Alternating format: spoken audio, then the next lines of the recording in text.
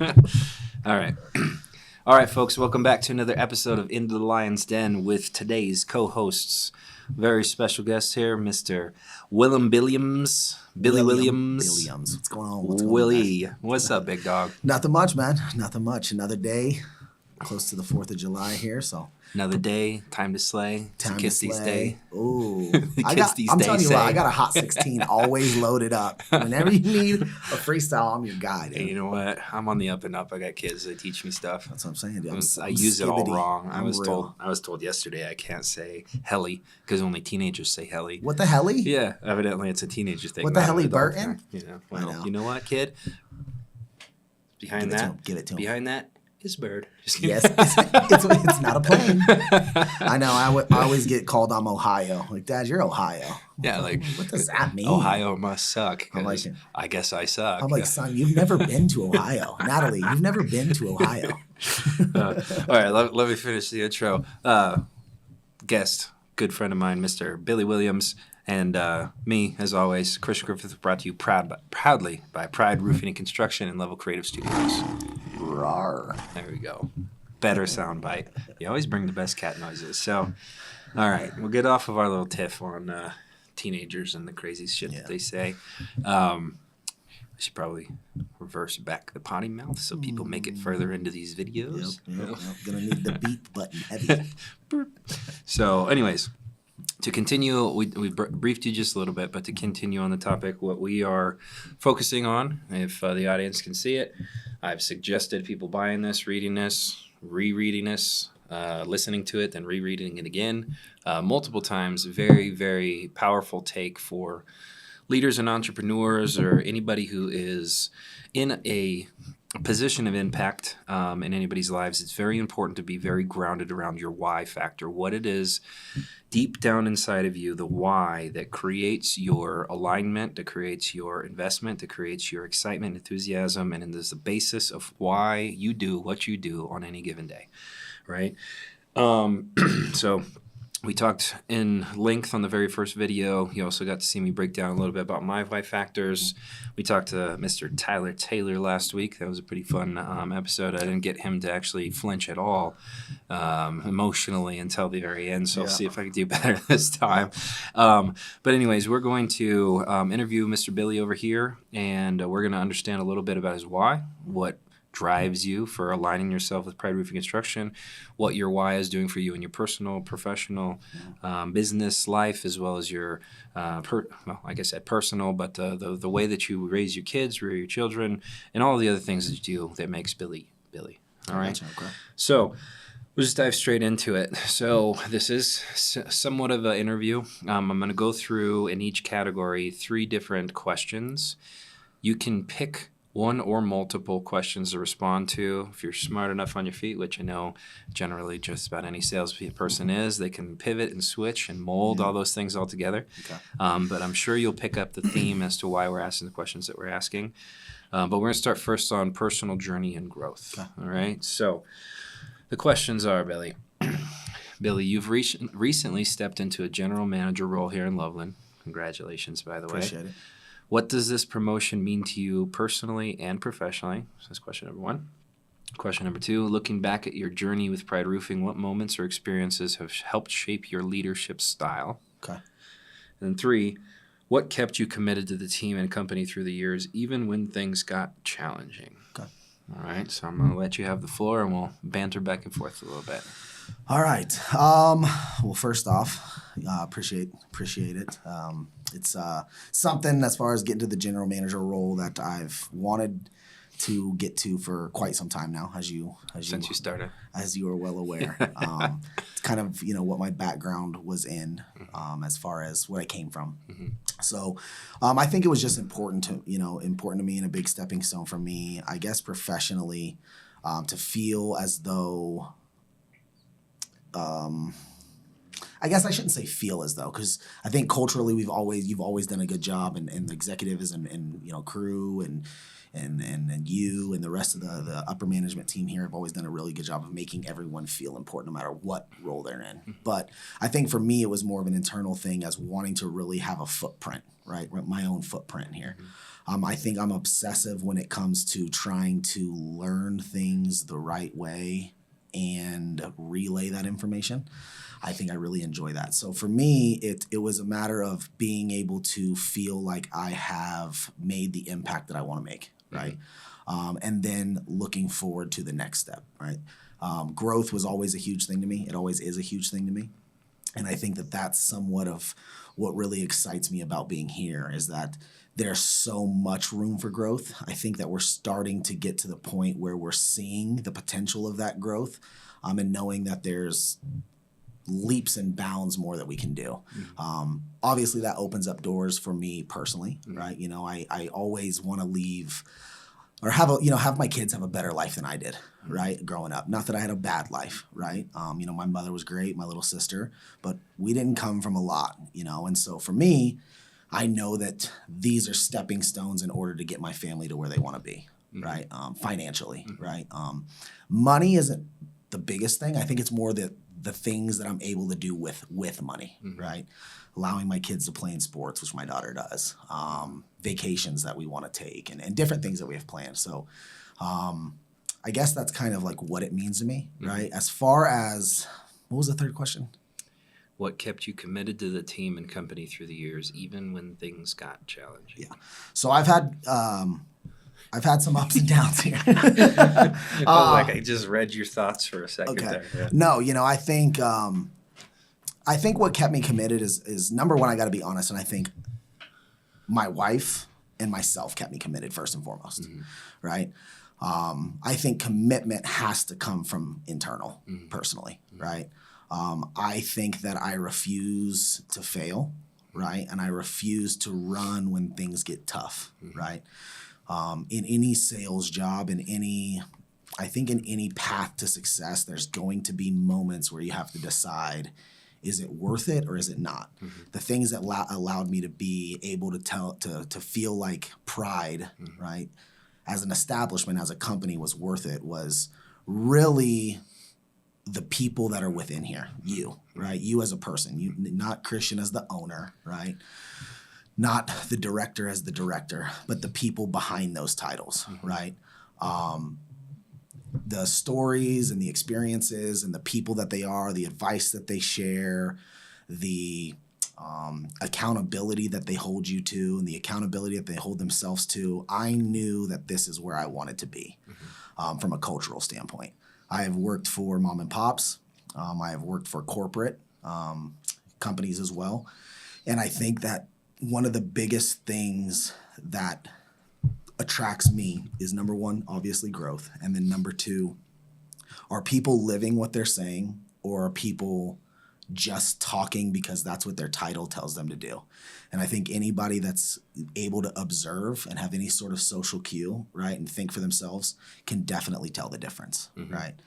So I think in hearing your story and seeing the type of person that you've been to me specifically, the things that you've done in order to help me specifically along the way outside of work, right, speaks volumes. And that kind of just carried through. And I knew that no matter what it was, I was willing to do whatever I had to do to make it to where I was a focal point or a pillar or whatever you want to say of this company, because I wanted to represent what Pride is more than I want to be anywhere else. So I've got a couple of questions for you. First off,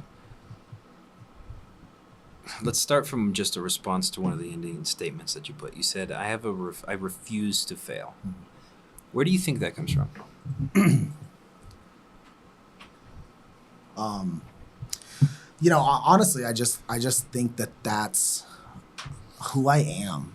I don't know. You know, I really can't identify it. I think having the upbringing that I had, like I said, I'm not here to dog on the upbringing I had. You know, as an adult now, you know, with kids, right?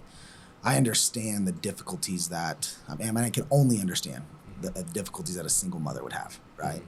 And I guess just seeing her not quit, right? Just seeing her, and then always hearing, my mom talk about, not allowing the outcome of anything to sway you from what you have set in your mind, right? Mm-hmm. I think sports has a big thing to, a big competitive driving force in me as well. Mm-hmm. But ultimately, I mean, really when I met my wife and we had our kids, did I know that, like, for the first time ever, something was bigger than me, mm-hmm. right? Like, it was not just about Billy anymore. You know what I mean? I had to make it about every action, everything that I do has people that depend on me, right? So I think it's kind of a combination of everything, right? I just internally, I always joke around with, with people where I'm like, I don't even know that I like to win. Mm-hmm. I just hate losing, like, mm-hmm. so much, right? Mm-hmm. And I just refuse to fail. I refuse to believe that there's not an outcome that I can't dictate success by. Mm-hmm. Even when that's tough, even in the times where, I'd be a liar to say that I haven't felt like a failure, right? Or felt like I failed at something. Mm-hmm. I think when push comes to shove, I just have this natural thing inside of me that no matter what's given to me, I have to succeed. I have to figure out a way to win. Mm-hmm. And I think that that's just ingrained in me. Mm-hmm. Yeah, I have a similarity, and I think it does kind of pull out of my upbringing. It's important. The reason I asked that question first is it's important to get past the superficial and to the real nitty gritty. Mm-hmm. My upbringing is probably the reason I have a similar stance on things. I've stated probably 1,000 times in my life that I'm successful because I would rather die than quit. Mm-hmm. There's a lot of things in life. My wife put it in a way that was so perfectly articulated a couple of days ago. I wish I was good enough to actually regurgitate that. But she said everything. She was talking to the kids, but she said everything in life is hard. Everything in life is hard, and it's about which hard that you choose. She was giving simple examples. She was saying, you have to survive, right? In order to survive, you have to feed yourself. Absolutely. In order to feed yourself, you have to either earn a living, create the money to exchange, or you have to grow the crop, or even if it's brought to you and you don't have to do any of those things, you still have to get off your ass and walk to the kitchen. You have to make it, mm-hmm. right? There's always some form of struggle Absolutely. That's involved with literally everything. Life is struggle, and you get to choose which struggles that you want to have. But deep down and way back in my past, it was a rocky past, right? There were times that my dad was involved. There was times that there weren't. I got to watch my version of my hero, my mother, take care of 4 kids by herself with no real stability in front of her that she had, but she created it. She found a way, right? And I think that watching people in front of me show me that, there is always a way. Mm-hmm. Therefore, if you give up, you're nothing. If you thrive, whether you thrive or you just survive doesn't matter. What you did was you completed the steps and you did what was necessary. You chose your struggle and you executed. Absolutely. Right? And so that's a big deal. And I heard in your responses for the first section, there's a lot of things that are grounding you. I agree wholeheartedly. When the kids come around, it's a whole different story. I remember people always told you before you had kids, they're like, life changes. For sure. Like, life changes, but they don't really articulate it very well. Like, absolutely. What's so different? Yeah. You know what I mean? But I remember holding my son for the very first time, and I had this thought in my head. I was like, holy shit, I can't die now. Yeah. It's how crazy that sounds, right? Exactly. I can't die now. And it changed the way that I did everything from that point forward. It's like instantaneously, there's something else that depends solely on you and your wife, but you and your wife and your ability to find the path you want to go on, deal with the struggles, but overcome the struggles and win in each and every one of those circumstances. Because if you don't, mm-hmm. it's not just you that's affected. That's a big deal. You repeated multiple times that your family is the basis, your upbringing was the basis, whether it was not terrible, but it's still rocky, and things were hard, right? And you want to set a new pathway. You want to break, whether it's a cycle and what people talk about, whether it's a cycle or not a cycle, it doesn't matter. You want to break that chain and give a new opportunity to the kids in front of you. That's a really firmly grounded why, and showing up every day, struggling through the struggles, choosing the path and sticking to it instead of turning back and trying something a little bit easier, right? So,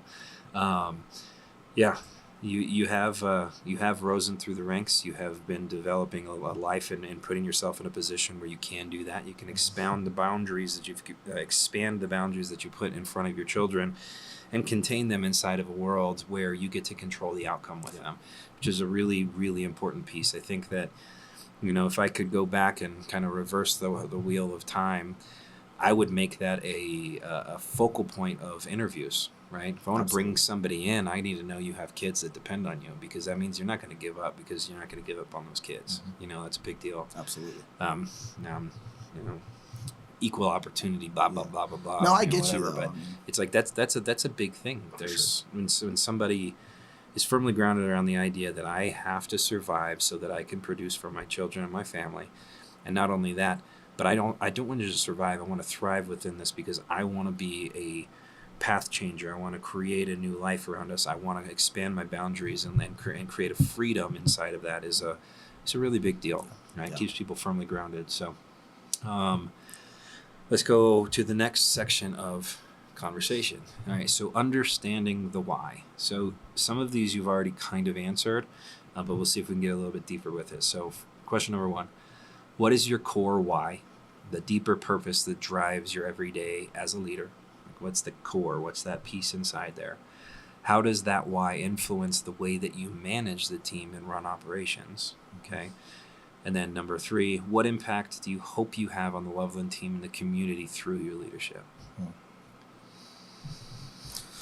Well, like you said, I mean, some of it is the same. I mean, ultimately for me, it all boils down to wanting to leave something bigger than me.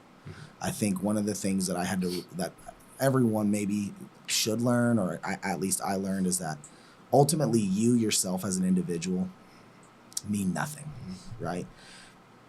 Life isn't fair. Life isn't just going to give you anything, right? You have to go out and take it. And I think for me, in the way that I want to lead the team is very much of trying to be, I kind of made a joke the other day in the sales meeting about, like, I didn't mean to Ray Lewis you guys, right? But for me, it's trying to pull out the reason that they wake up every day, right? And strive towards that success, right? It's with coaching my daughter, right? It's basketball is the game, right? Account manager is the game. Pride is the court, that whatever analogy you want to use, right? But at the end of the day, if you're not doing this for a reason that directly impacts something that's meaningful to you, I don't know if anything's ever going to be important enough for you to understand the fact that you have to have some reason to wake up every single day outside of just because I'm supposed to, right? To make the impact that you want to make, right? I want to lead people because I like to see people really be able to maximize their potential. I wrote something in the chat today that said, potential is only a what if unless you're willing to put the work in, right? I don't know where I read that or who said that, but I remember hearing that somewhere, and it made a lot of sense to me. You hear about these people all the time. They're like, man, he had so much potential, right? He had so much potential. He could have done all these things. There's a ton of people with potential, right? But a lot of people with potential leave it at potential because they're not willing to go until death, as you just said, quote unquote, right? They're not willing to ever get to the place where they can reap the benefits of what they've put in, because if things get difficult, they give up so fast, right? If I can teach my kids to do that, if I can, inspire an employee to do that, then for me, that's where the real feeling of success comes as far as the manager side of things, right? It's to really make an impact on someone, understanding the fact that you can dictate this outcome, right? You just have to push yourself enough to get there, right? And I have to tell myself that every single day too, right? It's like you just said. I mean, it's really boils down to the fact of this is a whole heck of a lot bigger than Billy, right? A whole heck of a lot bigger than Billy. If it was just me, I couldn't honestly tell you if I'd be here right now. Yeah. I don't know what I'd be doing, right? Because it would just be me. Maybe I'd be working at a gym so I can shoot hoops for free. You know what I mean? Who knows, right? Like, but it's not. And I think that I've been able to understand that I want all of these things for them, less for me, if that makes sense. I could really care less about the monetary value or the things or the experiences or all this stuff if I didn't have them to experience it with, if that makes sense. It makes total sense. Let me ask you a question. What do you think the main difference between a professional athlete and somebody who, maybe not even a professional athlete, let's say a phenomenal athlete versus an average athlete? What do you think the main difference between those two people is? The ability to get up and do it every single day. What do you think drives them?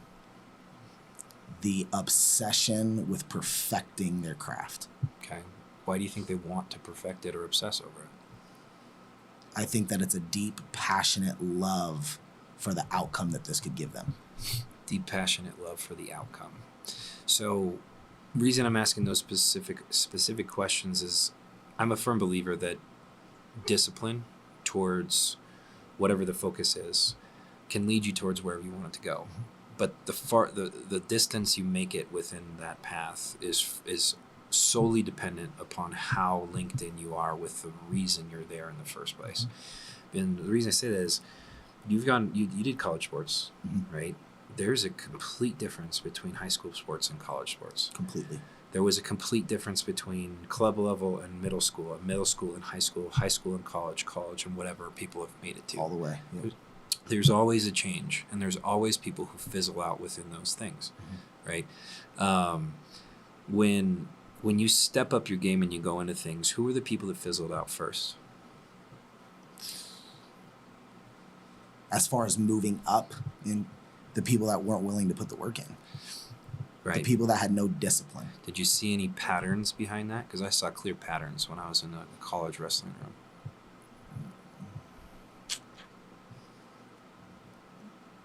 I think it was discipline. I think it boiled down to discipline.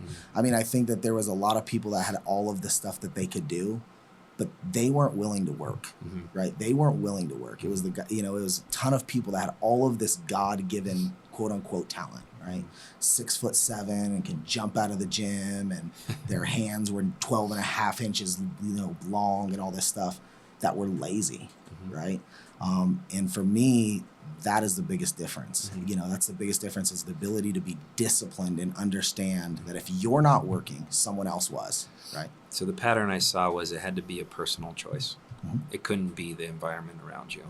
Regardless of talent, God-given genetics, perfect height, perfect weight, perfect wingspan, whatever it is. Basketball's different than wrestling. It's different than football, but it had to be a personal choice to choose to dedicate the time.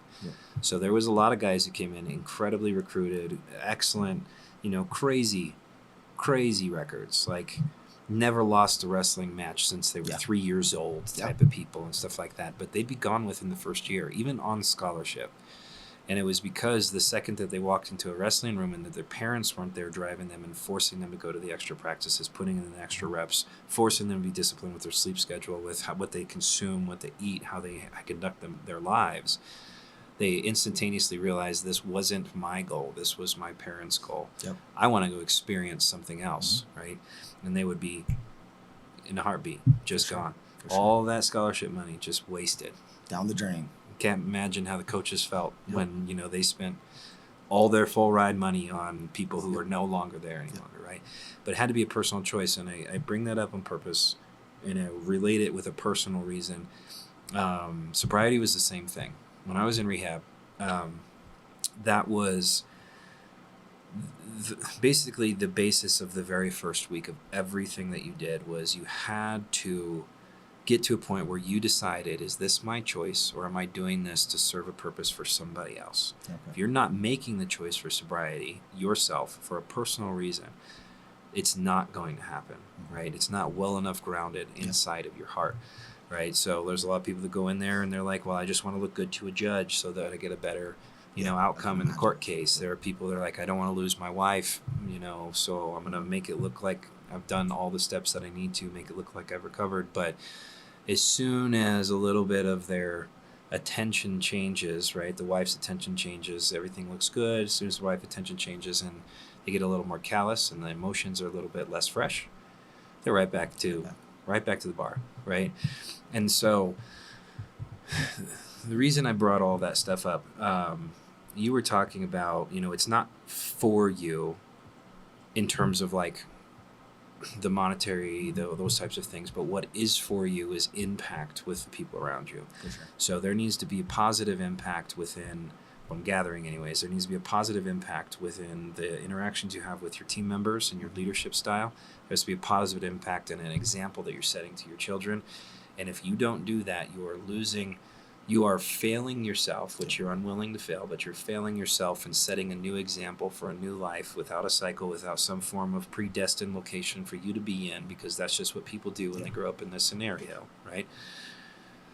If you don't do those things and you're not giving your all to make sure that the people around you are supported and they're feeling the Billy effect, you have failed, right? 100%. Right. So it's deep. It's deep shit. yeah. But it's the truth. You know what I mean? Like, I want to feel like it's almost like I want them to have, even if that means I don't, right? And I think that, like, I guess back to some of my experiences at Pride, you know, I think that, you know, when I was a sales manager, I feel like it, you know, naturally I gravitated more towards, I will let my pipeline or my book of business or whatever it was be on the back burner in order to support theirs, right? And I think that's just a natural thing for me, right? It's like I'll step aside, right? I have no problem stepping aside as long as whatever it is I'm focusing that attention towards feels what it feels like to have success. We've had this talk, right? Where it's like, we've said all of these stories, you know, it was a couple account manager classes ago, right? Where we tell the success stories, right? Of what this job can lead you to do and how the commission works and the feeling that you get and ringing the bell and all that stuff. And I remember having a conversation where we were frustrated, like, as a unit. I was probably internally frustrated with myself. Maybe you felt the same, because we were done talking about it and we wanted them to feel it. Like, I'm ready for these guys to sign. They're doing everything right. We just got to get them to sign, right? And yes, fiscally, we wanted it. Yes, because it's important to have a revenue in a sales organization. Who'd have thought, you know? But it was also, I think, you need money. Yeah, you need money, right? But I think it was also because it's like, we want them to have that feeling, because once you feel that feeling, I don't know how you couldn't continue to chase that feeling, right? And I want people to experience that. Yeah. So, you're a giver, Billy. You're willing to put the weight on your shoulders to make sure that the rest of the team sometimes it's my downfall. I'm with you. It definitely has taken me backwards, but it's also leaps and bounds pushed me forward. Right? It's important to put yourself aside and understand what it is that drives you through the hard times and the challenging times, and how you can utilize that to grow people and grow the people you care about. Yeah, absolutely. So, all right. So the next section is leadership philosophy and culture. 3 questions. How do you foster a culture of accountability and passion among your team? What's one piece of advice you'd give the team members about finding and living their own why here at Pride Roofing? And how do you balance operational demands with inspiring and motivating your team? Well, as far as, you know, finding the inspiration, and read the first one again. How do you foster a culture of accountability and passion among your team? So I think accountability and passion, first things first, in my opinion, you have to be self-accountable for anybody else to be accountable, right? If you, it's like the old saying where it's like, don't, you know, do as I say, not as I do, right? Well, they're not for, right? You know, like my own kids, right? If I walk around using a specific language, right? Or if I'm a negative person, or if we run every time something gets hard, okay, they're not gonna know that they're not gonna live and experience and see that, well, he said not to run, but then he runs, right, Dad, right? He says not to curse, but then Dad's cursing, right? I don't believe that people function that way. I think that if you're not accountable and you don't hold yourself to that standard, no one else is going to uphold that standard, regardless of the words that you speak. And I think that goes back to kind of why it works here at Pride so much, is because the very top of the pyramid, right, is someone, you know, you, right, who leads from the front, right? Crew is you know, as OCD as they come, right? But he himself runs his his professional career that way, right? Me, myself, I don't want to be a hypocrite, right? In telling people this is how it needs to be done, but then by that same hand, I'm not doing it. So accountability, the way that I think that you foster that accountability culture is by being accountable yourself and having the humility as a leader to embrace difficult conversations, right? I've heard you say it. I know everyone said it. If we have a closed door conversation, you can tell me whatever you want to tell me, truthfully. And I don't just say that because we say it. I truthfully I believe that, right? Because I am not perfect. I don't have the answers to everything, right? I am working on things internally rather, every single day, whether they're here or at home or whatever they may be, right? But if you can't be accountable, if you can't have an open door policy, no one else is going to feel like they can either, right? It's not the do as I say, right? Not as I do. It's do as I do, right? Lead from the front, right? And as far as, the culture side of things and the passion side of things, I would hope that seeing my passion, right, and seeing the passion of others naturally is a gravitating feeling, because I think everyone internally wants to succeed. Everyone internally wants to be happy, right? The grass isn't always greener on the other side, right? But green grass looks like fucking green grass. You know what I mean? It's greener where you water it. It's greener, okay?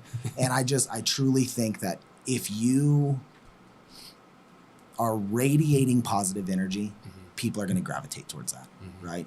People want to be a part of a successful anything, right? They want to know that they're a part of a winning team. They want to feel like a winner themselves, right? They want to be in an environment where it's fun, where it's energetic, where everyone can joke around, but everyone works extremely hard.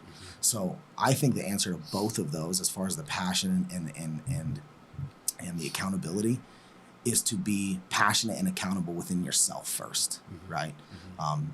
If I walked in here every single day and looked pissed off, sometimes I do, so sorry. Right? But if I walked in here every single day and looked pissed off or looked sad, or my energy was down, my tonality was down, I would be a fool to think that nobody else was going to act that way as well, right? It's natural. If I go home, the kids are super excited to see me. Lexi's super excited to see me. And if I walk in and my energy levels are down and I'm frustrated or upset or sad or whatever it may be, everyone's going to feel that, right? Body language is louder than verbal communication, right? So I think for both of those things, it's leading by example. It's, being passionate and being self-accountable. And I think that if you hire the right people and you're that every single day, the rest of it falls in line. I agree. I feel like it's a byproduct of the structure and status quo that you've created. For sure. Right. So let's boil this down a little bit to bring it back over to the start with why. So Simon Sinek, the visionary author that he is, we talked about those circles, right? Yep. There's the what, the how, and the why. The why is in the core. He talks, like I said, there's some physiological responses to different types of things. So what is superficial, addresses certain parts of your brain. A why is more emotionally tied, driven by more than just an analytical thought process, and so on and so forth. So what Billy is, he is general manager of Pride Roofing and Construction, the Loveland branch, and a father. How he does that? Well, he leads by example. He focuses on showing up every day and giving his damnedest every single time that he can. He sets a system of compliance and standards with boundaries and expectations that are clearly defined, and he motivates through pace setting, through words of affirmation, and sometimes through real, honest and nuts, let's have a conversation. Do you really want this job or not? Why do you do all those things? You do all of those things, at least from what I'm gathering. This is my synopsis. Yep. So at least from what I'm gathering, why I do all those things, or you do all of those things, is because you want to start a new path, a new trajectory for your family members. You want to create a new life with new opportunities and more freedom within those things to experience life the way that you would wanted to experience life when you were a kid, the things that you always aspired for, you want to give, and within the ranks and within your professional life, you want to give long-lasting impact, and you want to grow and develop the people that you have an opportunity to be with. Does that sound pretty Absolutely. fair? Sound pretty fair. Right? Sounds pretty Sign fair. right here. Sign the dotted line, baby. Where do I sign up? All right. So, we broke open. Didn't get any of those tears out of you, but not always the only reason that we're here. It's we want to know you. We want to know what drives you. We want to know why. I want to know why it is that you've chosen this to be the home base, the place where you're going to leverage and utilize every opportunity you can to build the machine outside of here, just like you're building the machine that you're working inside of. Whatever thoughts do you have towards all this stuff? No, I think it's important. I really like this segment, you want to call it? Yeah. This special, right? Because as much as it does make, it could be uncomfortable, right? I think it's being vulnerable is uncomfortable, right? At least for me, right? Too much. I think it's important for people, whoever's watching, right? Whether it's our own, coworkers and employees, whether it's the audience that we have, to understand that, like, behind everything, like, we still are people, right? Who have very real and very normal lives. I'm over here talking like we're a celebrity, right? Yeah. But I'm like we are people, right? Like, when we say things like we're unapologetically ethical, right? When we say things that we say in our core values, or when we talk to people at the door, or when we won't sway from certain things, or when we have to face adversity head on. It's one thing to say it because you're wearing a shirt and it's like, well, that's what he has to say, is it's at, because he's at work, right? Sure. I think it's important, and I think it's super cool that we get the opportunity to let everyone know and to kind of reflect within our own self, right? That at the very basis of everything, right, we are here for a specific reason. We all go through the same types of problems. We all go through the same types of successes. And we are, we're striving to be the best versions of ourselves that we could be, right? And I think that's pretty cool. Yeah. I really do. So. I really do too. It's. I tried to bring in some athletic analogies, but the truth of the matter is, it doesn't matter if it's professional life, it's your athletic career, it's your educational career.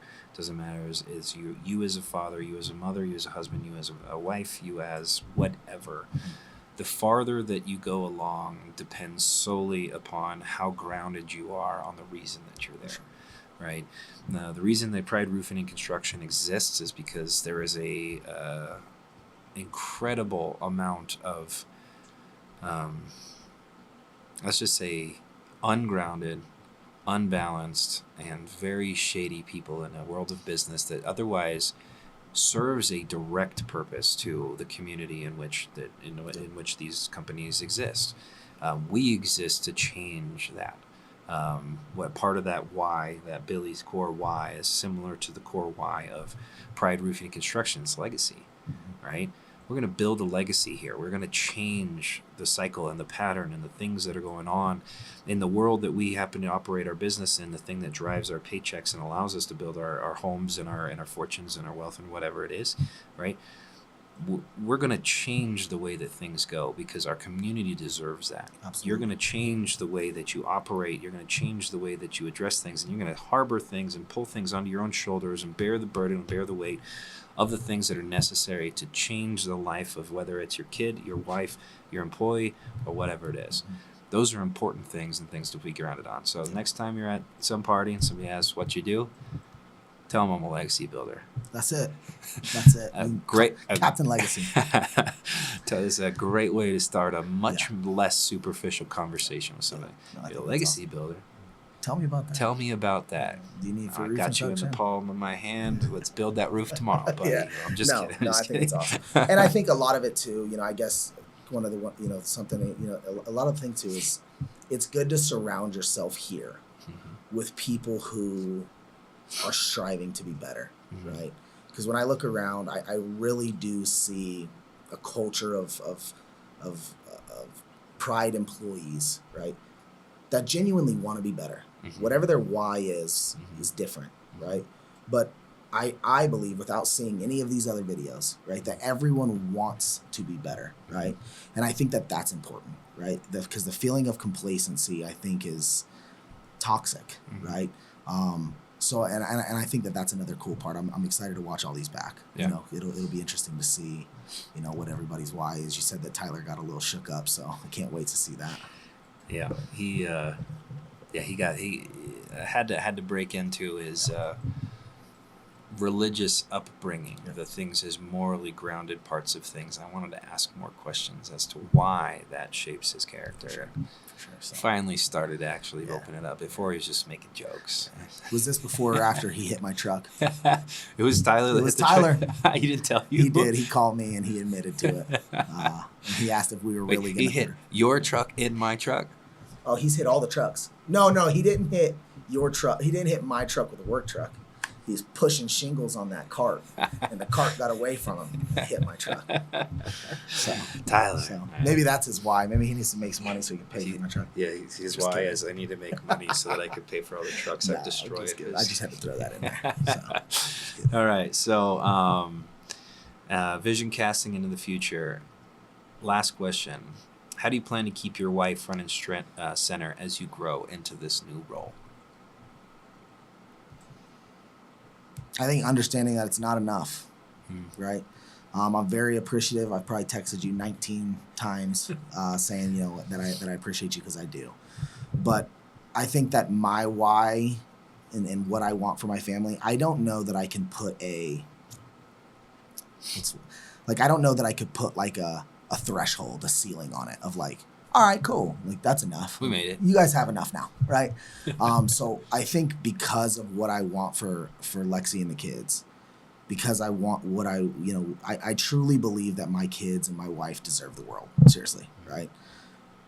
Nobody can ever give them the world, but I'll be damned if I don't try, right? So I think that Scarface, world is yours, buddy. Yeah. But I just think that it's not enough, right? Very happy to be where I'm at. But I don't want to stop here, right? I don't feel like I've made it yet, right? Don't know when I will. I'm very happy with where I've made it, very appreciative of where I made it, but I think that's just one more step. You know what I mean? So for me, the mission continues, baby. For the most grounded and the most truly centered athlete on the planet, being a professional athlete is not the goal. Being the greatest athlete of all time. Yep. The go. Let's keep pushing. All right. Talk to me when I get that Jordan status. Heck yeah. Greatest of all time. Actually, that's a cool series that Peyton Manning put on. You should check it out. It's on Disney. Is it really? Yeah, it's pretty cool. Check it out. But anyways, got any other last tidbits of information? Any motivational quotes? You got me all excited. It's time to go sell some roofs, even though it's almost 5 o'clock at night. Motivational quotes. Let's see. Do better. Do better. Your kids and your family depend on. No, well, we appreciate having you on, Billy. This is a fun. I don't know if I got us into the right realm, but you really carried us on this conversation. You did a great job. Appreciate you. I know even more about you, and let's just keep aligned towards this vision. Let's take this ship all the way to the Golden Coast, baby. To the top. All right. So that's it for today's episode of Into the Lion's Den. We appreciate you guys tuning in. Please like and subscribe and engage in the content. If you have any questions for the podcast, for any of the hosts, if you want to know a little bit more about Billy, if you want him to sell your roof and show you why he's the best damn roof salesman on this side of the Mississippi, he's there. Call us at 720-552-3321. Otherwise, just engage in our content. We love to answer any of those questions you guys have. And if you'd like to be a guest, please let us know. We'll have you on here as soon as possible. That's it for today. Catch you on the flip side. Peace. Thank you all for tuning in to this episode of Into the Lion's Den. We appreciate your time, and we hope that you've gathered enough ammunition to go out, fight the good fight, and become a better person every single day. Please like and subscribe, engage in our content, ask us some questions. We'd love to tailor fit the next episode to you.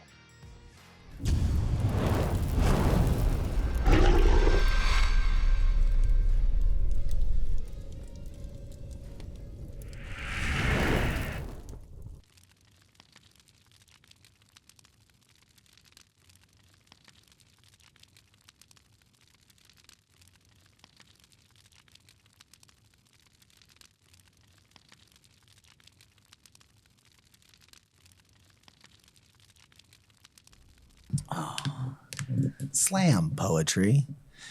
Yelling. Cynthia.